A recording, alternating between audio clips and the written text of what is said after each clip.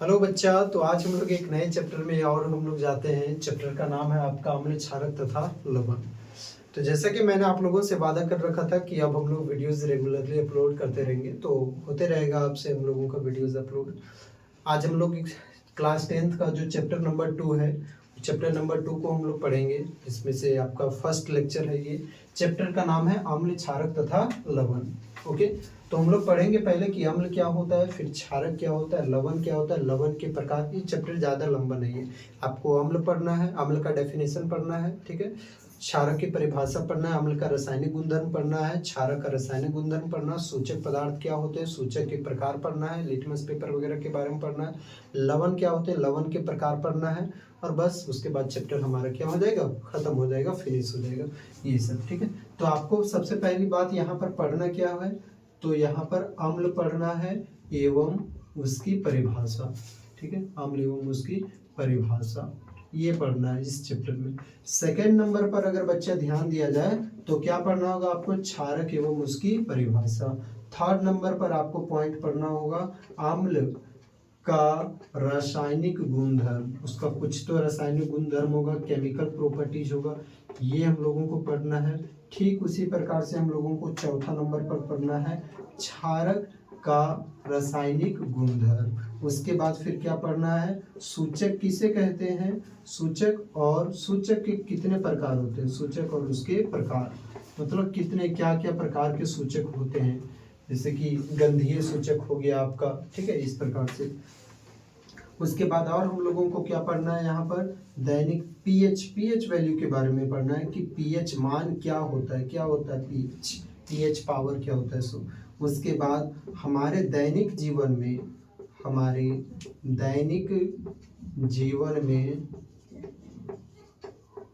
PH का महत्व पढ़ना है कि क्या महत्व है हमारे दैनिक जीवन में। उसके बाद आप लोगों को पढ़ना क्या होगा कि लवण क्या होता है, लवण एवं उसके प्रकार। और इसके प्रकार में आप लोगों को टोटल यहाँ पर जो है वो 4 प्रकार का पढ़ना होगा। जैसे कि आपका हो गया यहाँ पर ब्लीचिंग पाउडर हो गया, एक हो गया आपका, और साथ में प्लास्टर ऑफ पेरिस वगैरह हो गया। इस प्रकार से क्लोर क्षार प्रक्रिया भी पढ़ना होगा। तो इसमें से आपका 4 लेक्चर तक बनेगा इधर, और इधर 5-6 लेक्चर, मतलब हम लोगों का लगभग शायद 10 लेक्चर में चैप्टर फिनिश हो जाए। तो इसको हम लोग पढ़ेंगे अच्छा से। सबसे पहली बात कि आज हम लोग पढ़ेंगे बच्चा कि अम्ल क्या होता है। क्या होता है अम्ल, अम्ल को हम लोग अंग्रेजी में कहते हैं एसिड। ओके, एसिड कहा जाता है अम्ल को। तो सबसे पहली बात कि अम्ल किसे कहते हैं, तो बचपन से हम लोग पढ़ते आ रहे हैं कि अम्ल का डेफिनेशन क्या होता है। अगर स्वाद के अनुरूप देखा जाए तो प्रत्येक वस्तु जिसका स्वाद खट्टा होता है वह क्या कहलाता है, अम्ल कहलाता है। मतलब सभी अम्ल का स्वाद क्या होता है, खट्टा होता है। बट सवाल ये उठता है कि क्या सर दुनिया में जितने भी अम्ल होंगे क्या सभी अम्लों का स्वाद खट्टा होगा, तो नहीं, ऐसा बात नहीं। सभी अम्लों का स्वाद खट्टा नहीं होगा, बट जिन भी वस्तुओं का स्वाद खट्टा होगा वो अम्ल जरूर कहलाएंगे। कुछ कुछ वस्तु ऐसे भी हैं, कुछ कुछ चीजें ऐसे भी हैं कि वो स्वाद में तो खट्टे नहीं है बट वो अम्ल कहलाएंगे, और अगर उनको चखने का प्रयास भी किया गया तो फिर वो हमारे शरीर के लिए हानिकारक बन सकते हैं। यानी कि अम्लों का स्वाद क्या होता है, स्वाद पर तो वो खट्टे होते हैं, लेकिन ये पूरे अगर हम लोग सब कुछ अगर डेफिनेशन सही से देखा जाए तो डेफिनेशन तो बिल्कुल सही है, बट ये हर एक चीजों में, हर एक पदार्थ में काम नहीं करेगा। तो अम्ल का स्वाद बताइए बच्चा, स्वाद में कैसा रहेगा अम्ल, खट्टा रहेगा। तो हम लोग क्या लिख सकते हैं, वैसे पदार्थ जिसका स्वाद खट्टा होता है, मतलब अम्लों का स्वाद खट्टा होता है।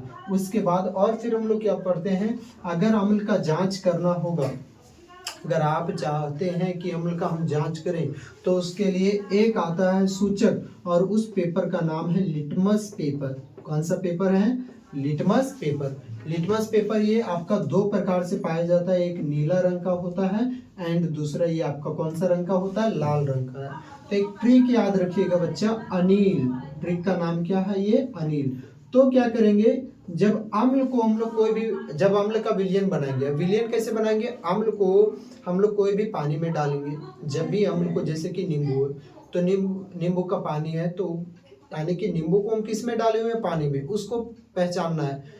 लेकिन टेस्ट के आधार पर नहीं पहचानना, स्वाद के आधार पर आपको नहीं पहचानना है, बस देख करके बताना है कि अम्ल है या क्षारक है सो, या फिर लवण है क्या है। तो उसके लिए हम लोग किसका प्रयोग करेंगे, लिटमस पेपर। लिटमस पेपर दो प्रकार के आते हैं, एक नीला और एक लाल। ट्रिक याद रखिएगा, अनिल, आ से हो गया बच्चा आम्ल, नी से हो गया नीला और ला से क्या हो गया, लाल। मतलब अम्ल क्या करता है, अम्ल यहाँ पर याद रखिएगा कि जो नीला लिटमस पेपर रहता है ना, उसको क्या कर देता है, आपका लाल कर देता है। तो अम्ल क्या करता है लिटमस पेपर पर, अगर पेपर में सवाल भी पूछे कि अम्ल का लिटमस पेपर पर क्या प्रभाव पड़ता है, तो बोलेंगे यह नीले लिटमस पत्र को लाल लिटमस पत्र में बदल देता है। कौन, अम्ल। अम्ल क्या करता है, जो नीला लिटमस पेपर रहता है उसको लाल लिटमस पेपर में बदल देता है। लेकिन अगर पेपर में सवाल ऐसा रहा कि अम्ल का लाल लिटमस पत्र पर क्या प्रभाव पड़ता है, तो हम लोग क्या बोलेंगे कि कोई प्रभाव नहीं पड़ता है, क्योंकि अम्ल का काम है नीला को लाल करना। अब भाई तुम लाल डाल दोगे तो फिर क्या रंग में परिवर्तन नहीं करेगा, क्योंकि इसका काम है नीला को लाल, अल्टीमेटली लाल करना। लाल डालेंगे तो कोई प्रभाव नहीं पड़ेगा। एक और क्वेश्चन पूछ सकता है, ठीक है। अभी हम लोग जैसे कि डेफिनेशन हम लोग पढ़ेंगे, इसको आप अगर स्क्रीनशॉट लेना चाहते हैं तो जल्दी से ले लीजिए। चलिए, तो डेफिनेशन यहाँ पर मैंने लिख दिया हुआ है। क्या है डेफिनेशन, वैसे पदार्थ जिसका स्वाद खट्टा होता है अम्ल कहलाता है। लेकिन क्या जितने भी पदार्थ होंगे, क्या जितने भी अम्ल होंगे दुनिया में, जितने सारे अम्ल होंगे, क्या सभी पदार्थों का स्वाद जो है खट्टा होगा क्या, तो बिल्कुल ऐसी बात बिल्कुल भी नहीं है। लेकिन हाँ, जिन जिन चीजों का स्वाद खट्टा होगा वो अम्ल जरूर कहलाएंगे। जिन जिन चीजों का स्वाद खट्टा होगा, आई रिपीट, जिन जिन चीजों का स्वाद खट्टा होगा वो क्या कहलाएंगे, अम्ल। लेकिन सारे अम्लों का स्वाद खट्टा नहीं होगा। कुछ अम्ल ऐसे भी हैं कि जिनको अगर आप चखने जाइएगा स्वाद में खट्टे नहीं रहेंगे, बट आपको खट्टे कर देंगे, मतलब आपके लिए नुकसानदायक होंगे। अब क्या होता है यहाँ पर बच्चा, तो वैसे पदार्थ जिसका स्वाद खट्टा होता है वो क्या कहलाता है, अम्ल। इसको अगर हम लोग बिना स्वाद के हमको बताना रहेगा कि अम्ल है या क्षारक है या फिर लवण है, बिना चखे बताना है, तो उसके लिए हम एक सूचक का प्रयोग करेंगे और उस सूचक का नाम है, याद रखिएगा, लिटमस पत्र, लिटमस पेपर। लिटमस पेपर दो रंगों में पाया जाता है, जैसा कि अभी मैंने थोड़ी देर पहले बताया कि एक नीले रंग का होता है और एक लाल रंग का होता है। तो नीले रंग के लिटमस पेपर को यदि यह नीले लिटमस पत्र को लाल लिटमस में परिवर्तित कर रहा है तो कहेंगे कि वह क्या है, अम्ल है। तो बच्चा बहुत कोई इसके लिए ना कंफ्यूजन में रहता है कि नीला को लाल करता है भाई कि लाल को नीला करता है, तो यहाँ पर मैंने लिखा दिया हुआ है अनिल। ये आपका हो गया ट्रिक। आ से क्या हो गया यहाँ पर आपका, आ से हो गया अम्ल, नी से क्या हो गया आपका नीला और ला से क्या हो गया आपका लाल।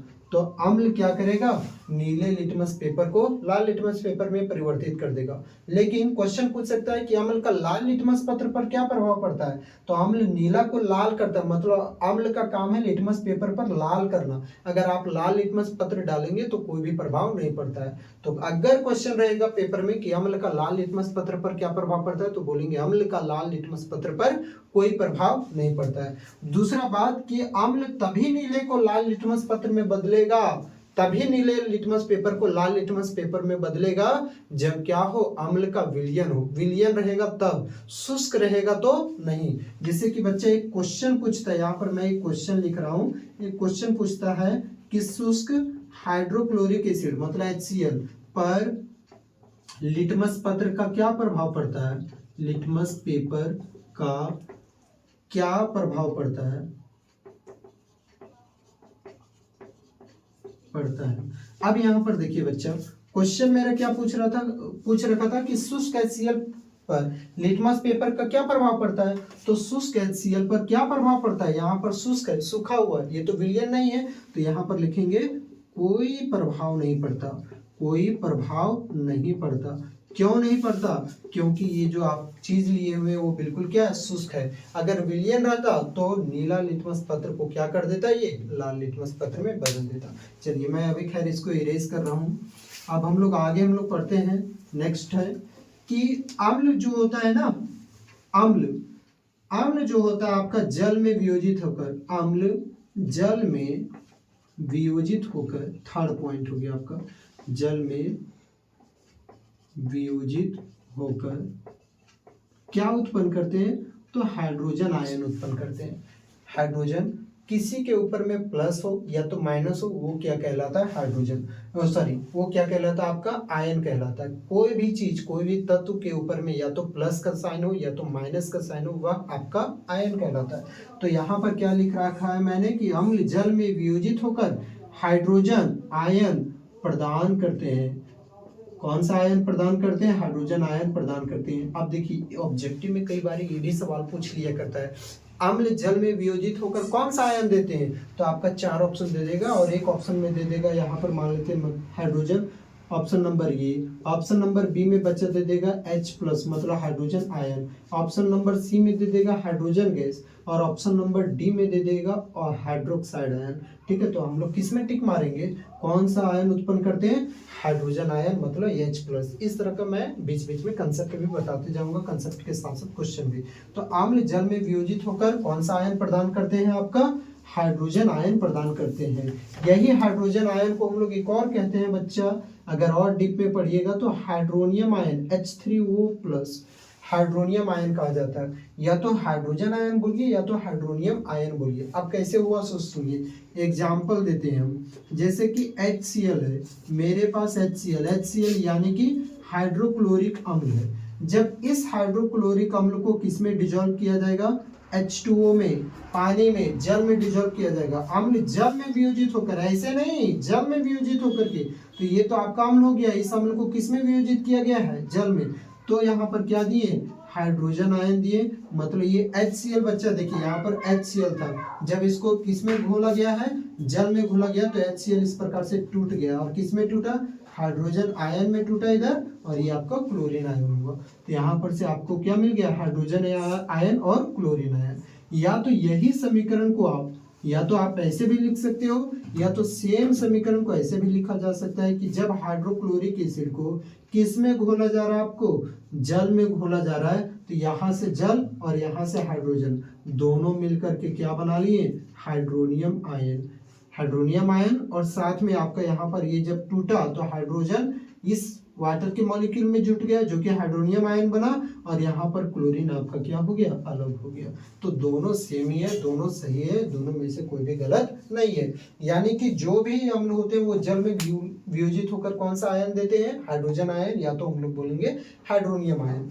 अगर बच्चा यहाँ पर आपका सिर्फ HCl रहे, एक और तरीके से मैं लिख दे रहा हूं HCl हाइड्रोक्लोरिक अम्ल, HCl मतलब हाइड्रोक्लोरिक अम्ल। अब यहाँ पर बोलेगा कि क्या होगा?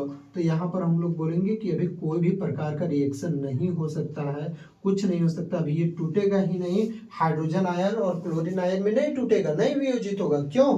क्योंकि इसको जल में घोला नहीं गया है। तो जल में घुलेगा, उसके बाद ही अम्ल क्या होते हैं? हाइड्रोजन आयन में वियोजित होते हैं। याद रखिएगा, जितने भी अम्ल होते हैं वह जल में वियोजित होकर कौन सा आयन देते हैं? हाइड्रोजन आयन या तो हाइड्रोनियम आयन देते हैं। इसको मैं एक पॉइंट को, चलिए यहाँ पर मैं लिख दे रहा हूँ कि इसका और भी एग्जाम्पल, तो ये सब हो गया। ठीक है, और अम्ल का जो उदाहरण है, अम्ल का उदाहरण, तो यहाँ पर अम्ल का उदाहरण क्या हो गया? कच्चा आम बताइए, आम, ये भी तो आपका क्या हो जाएगा? अम्ल हो जाएगा। इमली, ये भी क्या हो जाएगा? अम्ल हो जाएगा। संतरा भी क्या हो जाएगा? अम्ल हो गया। ये तो खाने पीने का चीज हो गया। उसके बाद अगर हम लोग चीजों को देखते हैं रासायनिक सूत्र के अनुसार, तो HCl हाइड्रोक्लोरिक अम्ल, ये भी अम्ल हो गया। H2SO4 ये भी आपका क्या है? अम्ल है, जिसका नाम है सल्फ्यूरिक अम्ल। HNO3 जिसका नाम है नाइट्रिक अम्ल। H2SO4 सल्फ्यूरिक अम्ल, HNO3 नाइट्रिक अम्ल। ये सब मैं आगे करके लिखवा दूंगा। ये सब आपके क्या हो गए? अम्ल के उदाहरण हो गए। आप कैसे पहचानिएगा अम्ल? जिसमें देखिए यहाँ पर H लगा हुआ है, यहाँ पर भी गौर करिएगा तो यहाँ पर भी आपका क्या है? हाइड्रोजन है, H है। यहाँ पर भी गौर करिएगा तो यहाँ पर भी आपका क्या है? हाइड्रोजन है, H है। तो ये तीनों के तीनों क्या हो गए? अम्ल। मतलब जिसमें आपका हाइड्रोजन उपस्थित होता है वह क्या कहलाता है? अम्ल कहलाता है। और भी अगर हम लोग देखते हैं, जैसे कि H2CO3, ये बताइए इसमें हाइड्रोजन उपस्थित है, इसको हम लोग क्या कहेंगे? अम्ल कहेंगे। ठीक है, और आपका क्या हो गया? H2SO3 सल्फ्यूरस अम्ल, ये कार्बोनिक अम्ल है, ये सल्फ्यूरस अम्ल है, इसमें भी हाइड्रोजन है उपस्थित है, तो इसको भी हम लोग क्या कहेंगे बच्चा? अम्ल कहेंगे। उसके बाद H2S2O7, यहाँ पर भी देखिए कि हाइड्रोजन उपस्थित है, तो इसको भी हम लोग क्या कहेंगे? अम्ल कहेंगे। मतलब जिसमें आपका हाइड्रोजन आयन हमको दिख जाता है तो वो क्या कहलाता है, अम्ल। अम्ल का डेफिनेशन क्या हो गया कि वैसे पदार्थ जिसका स्वाद खट्टा होता है उसे अम्ल कहते हैं। दूसरा डेफिनेशन क्या होता है कि लिटमस पत्र पर क्या प्रभाव पड़ता है अम्ल का, तो यह नीले लिटमस पत्र को लाल लिटमस पत्र में परिवर्तित कर देता है। और क्या लिखेंगे कि अम्ल जो होते हैं जल में वियोजित होकर हाइड्रोजन आयन प्रदान करते हैं। कैसे, इस अम्ल को देखिए इस जल में वियोजित किया गया तो कौन सा आयन दिए, यहाँ से हाइड्रोजन आयन टूट गया और साथ में क्लोरीन आयन भी टूट गया।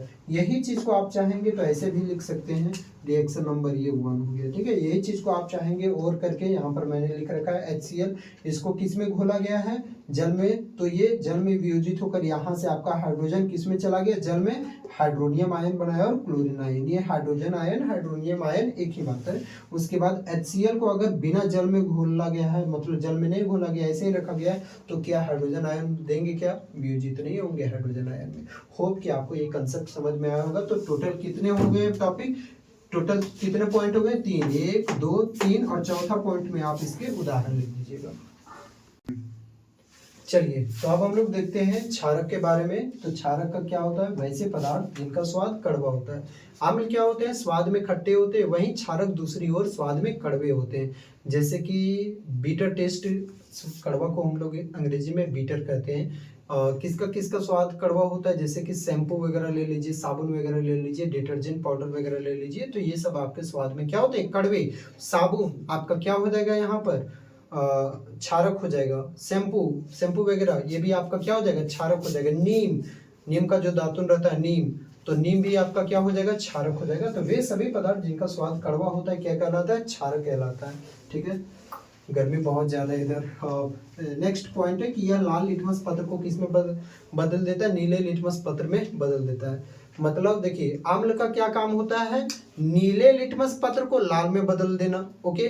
और उसके बाद फिर क्या होता है, क्षारक का काम होता है कि लाल लिटमस पत्र को क्या कर देना, नीला कर देना। तो मैं यहाँ पर ट्रिक लिख दे रहा हूँ, छलनी। क्या है ये, छलनी जो आपका है, ये आपका बच्चा ट्रिक है ये। जैसे कि अम्ल में मैंने ट्रिक क्या बताया था, तो अम्ल में मैंने बताया था ट्रिक का नाम है अनिल। ला से अम्ल, नी से नीला और ला से लाल। अम्ल क्या करता है, नीले को लाल में बदल देता था, लेकिन छलनी याद रखिएगा, छा से क्या हो गया आपका, क्षारक हो गया, और ला से क्या हो गया बच्चा, लाल, और नी से क्या हो गया, नीला। मतलब क्षारक क्या करता है, लाल लिटमस पत्र को नीले लिटमस में बदल देता है। अब एग्जामिनर आपके माइंड से ऐसे भी खेल सकता है कि क्षारक का नीले लिटमस पत्र पर क्या प्रभाव पड़ता है। तो देखिए क्षारक का काम होता है लाल को नीला करना, मतलब अल्टीमेटली ये नीला ही करेगा। तो नीले लिटमस पत्र अगर आपको दिया जाएगा तो किस पर क्या प्रभाव पड़ेगा, क्षारक का कोई प्रभाव नहीं पड़ेगा। अगर नीला वाला डालेंगे तो नीला का नीला ही रहेगा। लेकिन कब होगा ये रंग में परिवर्तन, हमको कब दिखेगा, जब अम्ल का मिलियन रहेगा या तो क्षारक का विलियन रहना चाहिए, शुष्क रहेगा, तो शुष्क चीजों पर लिटमस पत्र का कोई भी प्रभाव नहीं पड़ता है। जैसे कि मैंने थोड़ी देर पहले क्वेश्चन भी करा रखा था। उसके बाद थर्ड पॉइंट में अम्ल के लिए हम लोग पढ़े थे कि अम्ल जो होते हैं वो जल में वियोजित होकर हाइड्रोजन आयन प्रदान करते हैं, हाइड्रोनियम आयन प्रदान करते हैं। उसी प्रकार से जो क्षारक होते हैं, जब क्षारक को जल में वियोजित किया जाता है, जल में घोला जाता है, क्षारक जल में वियोजित होकर कौन सा आयन देते हैं, तो लिखेंगे क्षारक जल में वियोजित होकर OH- यानी कि OH से हो गया हाइड्रोक्साइड, और मैंने थोड़ी देर पहले बताया था कि या तो प्लस हो या तो माइनस हो, क्या कहलाएगा, आयन। तो हाइड्रोक्साइड आयन देते हैं। तो जितने भी क्षारक होते हैं वह जल में वियोजित होकर कौन सा आयन देते हैं, हाइड्रोक्साइड आयन। एग्जाम्पल के तौर पर देखिए यहाँ पर NaOH, ये आपका क्या हो गया, NaOH से सोडियम, OH से हाइड्रोक्साइड, सोडियम हाइड्रोक्साइड को जब जल में वियोजित किए, जल में घोला गया, तो यह वियोजित होकर क्या दे देगा बच्चा, आपका सोडियम आयन अलग हो जाएगा और हाइड्रोक्साइड आयन अलग हो जाएगा। ठीक उसी प्रकार से KOH, इसको जब जल में वियोजित किया गया, K से हो गया पोटेशियम और OH से हो गया हाइड्रोक्साइड। जब पोटेशियम हाइड्रोक्साइड को जल में वियोजित किया गया तो पोटेशियम आयन बना और इधर हाइड्रोक्साइड आयन बना। मतलब जितने भी क्षारक होते हैं वह जल में वियोजित होकर कौन सा आयन देते हैं बच्चा, हाइड्रोक्साइड आयन देते हैं। और अम्ल कौन सा आयन देते हैं, तो हाइड्रोजन आयन देते हैं। ये हो गया, ठीक है। अगर इसका उसके बाद हम लोग चौथा पॉइंट में हम लोग क्या लिख सकते हैं, उदाहरण के तौर पर, तो उदाहरण में आपका क्या हो जाएगा, जैसे कि साबुन हो गया, और क्या हो गया यहाँ पर शैम्पू वगैरह हो गया, और क्या हो गया यहाँ पर डिटर्जेंट पाउडर वगैरह हो गया, नीम वगैरह हो गया, ये सभी टीसी। आप कुछ केमिकल वाला देख लेते हैं, KOH यानी कि पोटेशियम हाइड्रोक्साइड, उसी तरह से NaOH यानी कि सोडियम हाइड्रोक्साइड, ये सब हो गया। और साथ में क्या हो सकता है, CaOH का होल ट्वाइस यानी कि कैल्शियम हाइड्रोक्साइड, MgOH का होल ट्वाइस यानी कि मैग्नीशियम हाइड्रोक्साइड, ये सब आपकी क्या हो गए, क्षारक के उदाहरण हो गए। तो क्षारक का टोटल 4 पॉइंट हो गया, अम्ल का भी टोटल 4 पॉइंट हो गया। नेक्स्ट वीडियो में हम लोग अच्छे से डिटेल से पढ़ेंगे कि अम्ल तो है, लेकिन अम्ल को भी बांटा गया 2 भागों में, एक हो गया प्रबल अम्ल, दूसरा दुर्बल अम्ल। क्षारक है, क्षारक को भी 2 भागों में, प्रबल क्षारक, दुर्बल क्षारक। अब प्रबल क्षारक दुर्बल क्षारक क्या होता है, प्रबल अम्ल दुर्बल अम्ल क्या होता है, ये हम लोग नेक्स्ट वीडियो में रखेंगे। तब तक के लिए बाय। इसको आप स्क्रीनशॉट ले लीजिए।